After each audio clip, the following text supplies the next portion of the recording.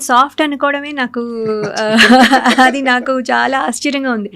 Nobody nose anything about me. ఏదో కాసేపు ఇక్కడ ఉంటాం, ఇప్పుడు మీ దగ్గర ఉన్నప్పుడు మంచిగానే బిహేవ్ చేస్తాం, సో బాగానే ఉంటుంది. సో నేను సాఫ్ట్ అంటే ఇప్పుడు నేను వెళ్ళి ఏదో రఫ్గా మాట్లాడేసేసి చాలా పిచ్చి పిచ్చి వర్డ్స్ మాట్లాడేసి అవి చెయ్యను కానీ, but I am very strong when I have to tell an opinion అనుకోండి. మిమ్మల్ని ఇంప్రెస్ చేయడానికి నేను ఎప్పుడు మీ సైడ్ తీసుకోను, ఆర్ మీకు నచ్చుతుంది నేను ఇలా చెప్తే, అందుకని నేను ఒక విషయం చెప్పను. నేను నాకు అనిపించింది చెప్తాను, అది మీరు తీసుకున్నా తీసుకోకపోయినా ప్రాబ్లం లేదు, తప్పుగా మాత్రం తీసుకోకండి. దట్స్ ఓన్లీ మై ఒపీనియన్, అంతే. సో అది నేను చెప్పేటప్పుడు మాత్రం చాలా స్ట్రాంగ్గా ఉంటుంది. నేను చెప్తున్నాను కదా, strong words are different from bad words. Bad words వాడను, స్ట్రాంగ్ వర్డ్స్ వాడతాను. డెఫినెట్లీ ఇట్ షో, అంటే ఇట్ విల్ ఆ పక్కన ఎదురుగా ఉండే పర్సన్కి ఇంపాక్ట్ అవుతే వస్తుంది. So that's what I'm saying.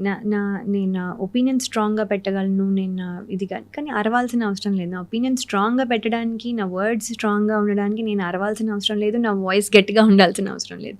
So I'm a strong personality వైజ్గా నేను స్ట్రాంగ్.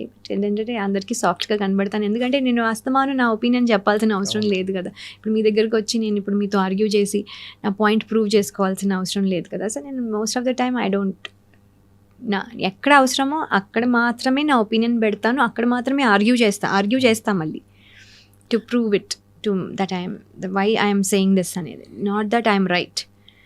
నేను ఆర్గ్యూ చేసేది ఏంటంటే నా పాయింట్ ఆఫ్ వ్యూ ఏంటి తెలియడానికి మాత్రమే ఆర్గ్యూ చేస్తాను, కానీ నేను రైట్ అని చెప్పడానికి నేను ఆర్గ్యూ చేయను. So these are the things.